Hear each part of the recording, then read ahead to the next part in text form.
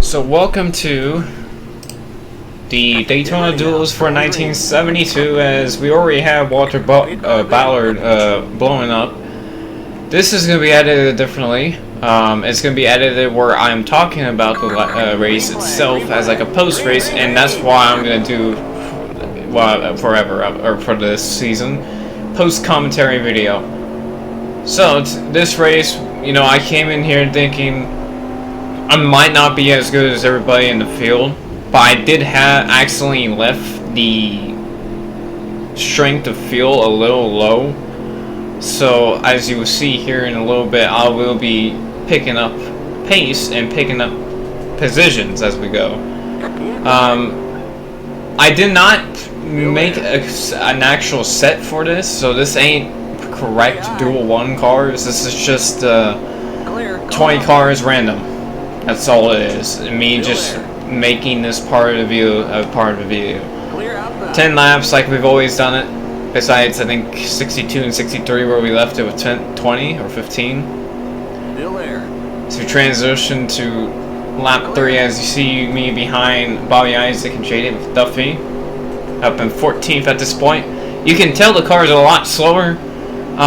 Because I do have it on restrictor plate settings now, and the reason why is because I don't like having the car keep flying away when I wreck. If, you know, we haven't got to blowovers yet, like my 65 season, 66, 64 season, where I almost blew over in at least 2 of those races. It just looked weird. So I hope the best that doesn't happen this race.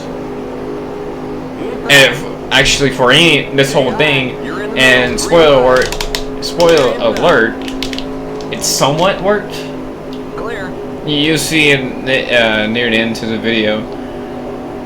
So I'm riding pretty well right now. I could care less of where I finish as long as it's not last.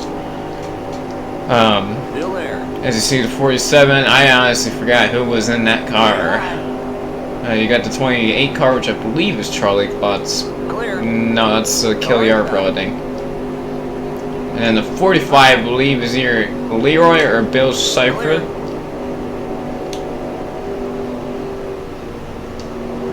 Got Bill Champion up there. Then we come back to 4 to go as we got Buddy Baker, Richard Petty right in front of us with Bobby Allison in front of him and his number 12. Coca-Cola Chevy as we got really close to the wall there. That was a big moment there as we got Richard Petty, goodbye Richard Petty, and then we come down to turn number 3.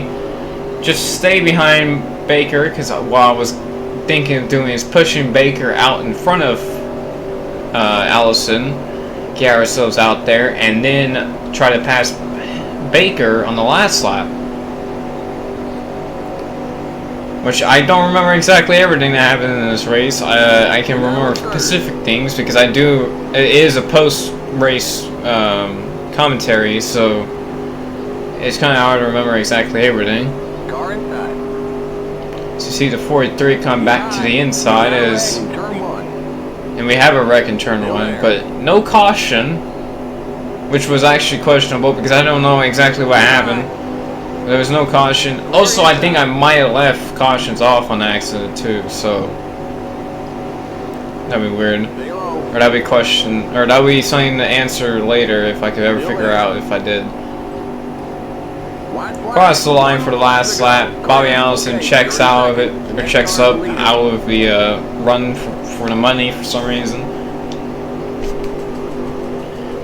And now we right up on the back bumper of Buddy Baker as we come out of turn 2 down the back straightaway. We get this massive run because we have Bobby Allison right behind us. We go to the outside because our car works better on the outside because our setup is not correct for the bottom.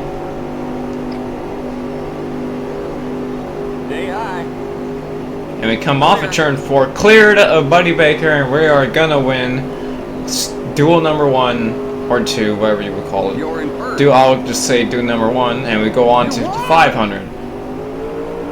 So as you see me here, we are now at the 500, and we're gonna be Obviously, I have these settings where you get similar 1970s type racing. It's going to be a little bit tighter this time around because of the restrictor plate type racing. As you see, I believe that's the 05. The whole field actually is checking up. So we go to turn 1, right behind Richard Childress there, you see in the 96 car. Then we come up on Coco Marlin, or Cuckoo Marlin actually, and Ron Kozlowski, and I believe, yeah, that's Eddie Carvana. Clear outside. Or Carvin. Stay low. Clear. A guy that will be in the Grand National East Series too. Inside. Whoa. Don't remember that moment. That was a very close moment there. Then you got Joe Frasone, I believe. You got Neil Castles there in the 06. Prominent car, especially since I believe he was the one that won both years in the E Series, I believe. Car outside. Still there. And then you got that 17 car, which I honestly forgot who was in that 17 car. Clear. Car As you also can tell, we also have 60 laps. Every 500 we've done has been 60 laps. There's no doubt about it.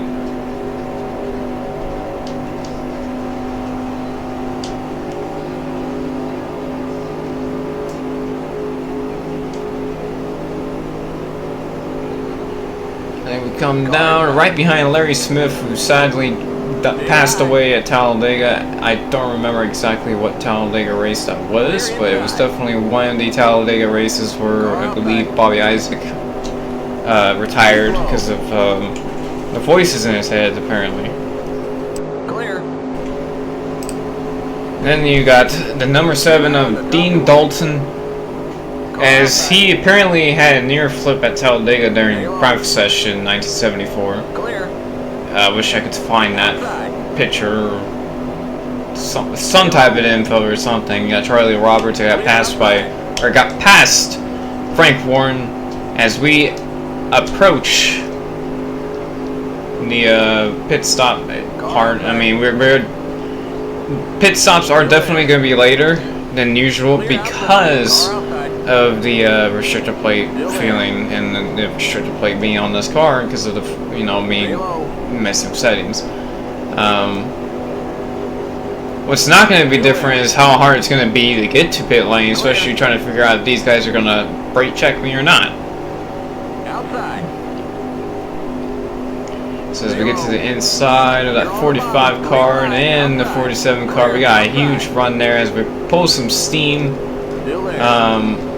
I did change the opponent strength from the dual to the 500, so at least that is something that we fixed. We check up a little bit just because of prior accidents. Got the Buddy Baker car machine of the 11 car. Side draft there. Cecil Gordon in that 24 car leading this race, surprisingly. And then you got Richard Petty. So pretty much have two of the guys that we're racing against in the duel up here again. Here comes the leader. Stay low. Still there. Oh, and but you got on the wall there as we got sideways. I will tell you that early in this race and in general, I keep forgetting to put the setup in, so I have to fix the car in mid-race. That's why those moments keep happening. As you see the Benny Parson machine get by in his Popsicola car.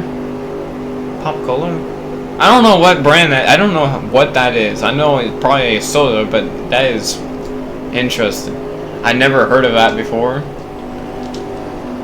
And we're about to go for the lead before the Ford to go. As you see me get around C-Cell, or at least try to get around C-Cell before pit stops. Clear outside. Because we're definitely coming soon. It definitely is about 10 laps more than if we left the restrictor plates off.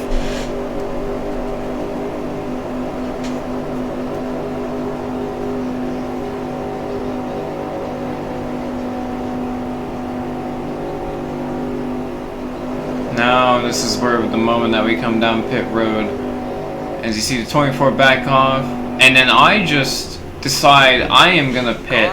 I'm not gonna wait for you. I almost lose it. I'm going too hot, lose my tires, and quickly get into reverse and take our service. You blew a tire. You're too far back. Pull up. We messed with the reversing cycle too.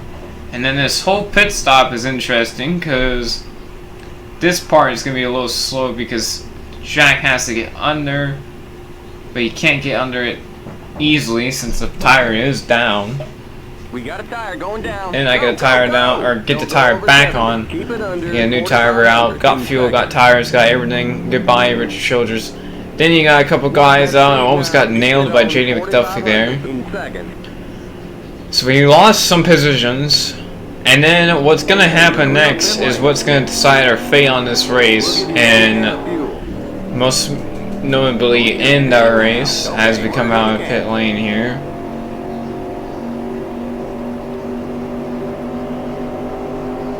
So as you see here, we're gonna be coming off the turn or the trial with 36 to go on lap number 25, right behind Buddy Arrington. Gonna go down to turn number 1, and either I wasn't clear enough or some type of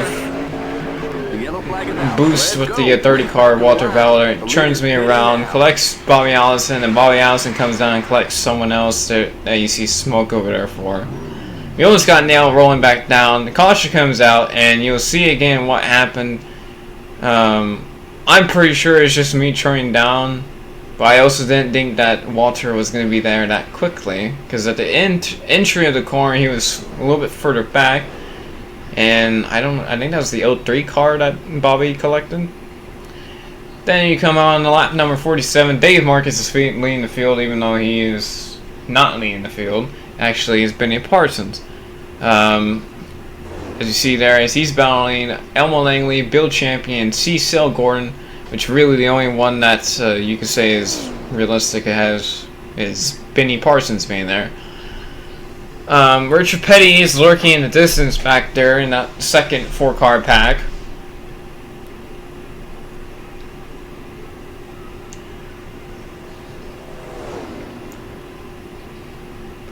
And then as we come off turn 4, I believe, yeah, there was an addition to that pack, because I believe either a lap car or a pit road car came out and got in that pack of Charlie Roberts, I'm pretty sure. Then here you see a whole pack of cars, a whole Glargo of cars here, as the second pack is caught up to the first pack. And now you got up to 8th in that pack now, actually 9th. And then you got the lap car, Buddy Baker. The 11 car is Charlie Roberts. Charlie Roberts takes the lead, which I thought was a lap down, but was not. Oh, that's my mistake. Should have known. Then you got Dick May there, who's off the pace. And then Buddy Baker kind of holding up the field for Charlie Roberts. And then we come up to the final lap. I believe we're coming down to the back stretch with 2 to go here, as Jay McDuffie is right behind Charlie Roberts. And then you got the rest of the pack as they're trying to find positions and area and racetrack. Jay McDuffie goes to the inside, or side by side. They come through turn number 4. And they're coming down to the white flag as Elmo Langley and Cecil Gordon creep up. You also have a realistic car there in that pack of Richard Petty, also part of that pack. Could potentially win if anything happens up here.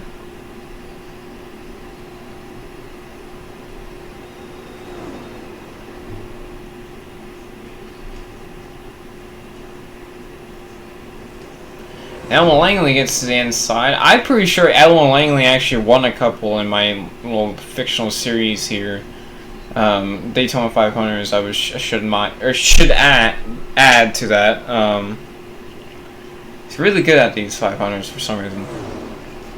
But as we come out of turn number 4, Elmo Langley does get in front of Jay McDuffie, but is it going to be enough for Elmo Langley to win? Jay McDuffie goes right behind Elmo Langley, and Elmo Langley will win the Daytona 500, and that'll be it for this video. And hopefully this works for all the rest of the races, and I'll see you guys in the first 4 Grand National East races.